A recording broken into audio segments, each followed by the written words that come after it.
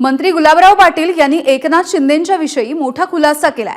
देवेंद्र फडणवीस मुख्यमंत्री झाले तर एकनाथ शिंदेंनी उपमुख्यमंत्रीपदाची शपथ घेतली, मात्र शिंदेंनी उपमुख्यमंत्रीपद घेण्यासाठी नकार दिला होता, असा खुलासा गुलाबराव पाटील यांनी केलाय।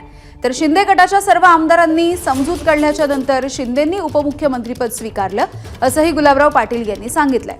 आणि याचवरून आता संजय राऊत यांनी निशाणा साधला।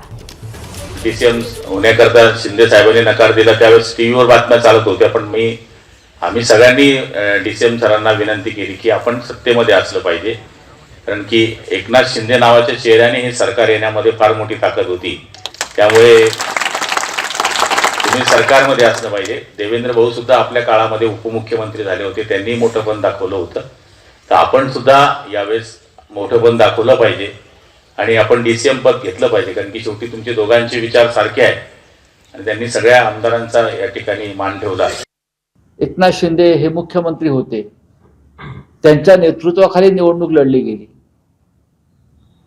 आणि त्यांना असं म्हणतात की त्यांना 2024 सालीही आपण मुख्यमंत्री राहा निवडणुकानंतर असंही सांगण्यात आलं होतं, तरी ते मुख्यमंत्री झाले नाहीत। मग कार्यकर्त्यांचा मान राखण्याचा प्रश्न येतोय कुठे? यांचा हायकमांड कोण्या भारतीय जनता पक्षातील, त्यांनी आदेश दिला, मला स्वीकारावं लागलं।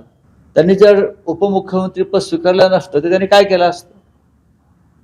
काय केलं का? त्याचे पर्याय काय होते? त्यांच्याकडे कोणताही पर्याय नव्हता।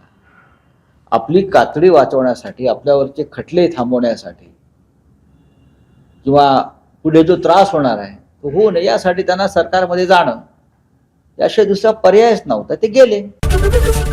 एबीपी माझा, उघडा डोळे बघा नीट।